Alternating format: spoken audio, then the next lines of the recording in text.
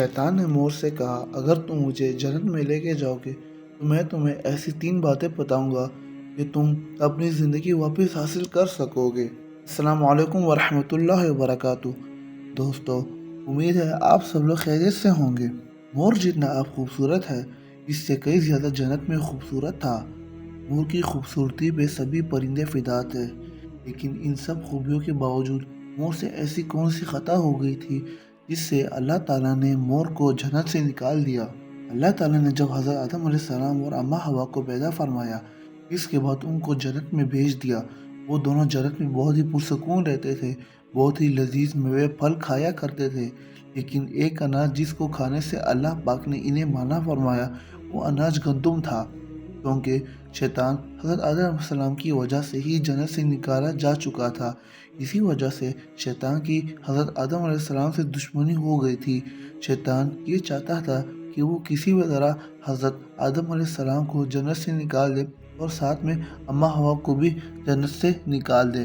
जब शैतान को ये खबर हुई कि हज़रत आदम अलैहिस्सलाम को तमाम मेवे खाने की इजाज़त है, लेकिन गंदुम खाने की इजाज़त नहीं है, तो शैतान इंतकाम की आग दिल में लिए जन्नत के दरवाजे के पास बैठ गया और 300 साल तक वहाँ पर बैठा रहा कि कोई जन्नत के दरवाजे से बाहर आए और शैतान इससे बात कर सके। एक दिन अचानक से मोर जन्नत से बाहर आ गया। शैतान इसको देखते ही बहुत खुश हो गया। एक शैतान ने पूछा, ऐ खूबसूरत परिंदे, तुम कौन हो?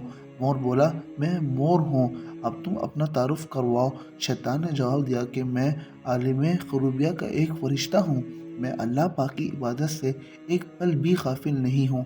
मैं चाहता हूँ कि जन्नत में जाऊँ, वहाँ की नेमतों का अपनी आंखों से मुशाहिदा करूँ।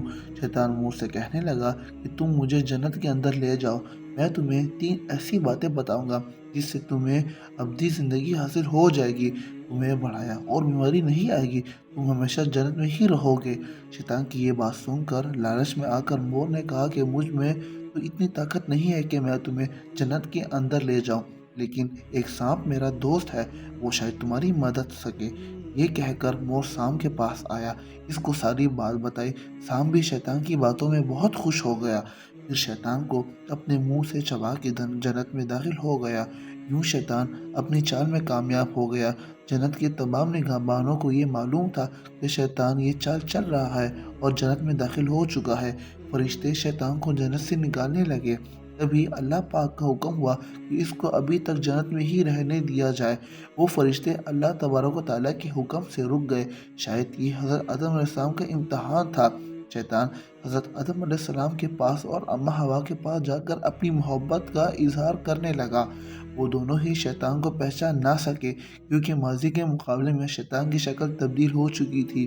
शैतान कहने लगा, मैं चाहता हूँ कि आप दोनों हमेशा जन्नत में इस तरह ज़िंदगी गुजारें, हमेशा खुश रहें।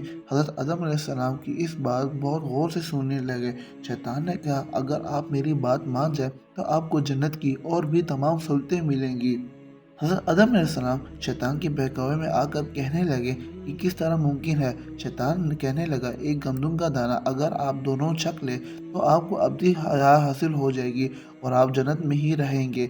ये बात सुनकर हज़रत आदम अलैहिस्सलाम के दिल में रुझान पैदा हुआ, लेकिन इनके दिल में अल्लाह की नाफरमानी का खौफ गालिब आ गया। जबकि अम्मा हवा शैतान की बातों में आ गई, जिस पर अम्मा हवा ने हज़रत आदम अलैहिस्सलाम को राज़ी कर लिया। फिर इसके बाद इन दोनों ने इस गंदम के दाने को छक लिया। जैसे ही गंदम का दाना इनके अंदर गया तो दोनों के सतर वाज़ेह हो गए। इसके बाद दोनों अपने अपने सतर छुपाने लगे और खौफ खुदा से कांपने लगे। इसी दौरान अल्लाह तबारक व तआला ने फरिश्तों को ये हुक्म दिया कि हज़रत आदम अलैहिस्सलाम और अम्मा हवा दोनों को ज़मीन पर उतार दो। हज़रत आदम अलैहिस्सलाम को श्रीलंका के करीब नीचे ज़मीन पे भेज दिया, जबकि अम्मा हवा को जद्दा की सरजमीन पर उतारा गया।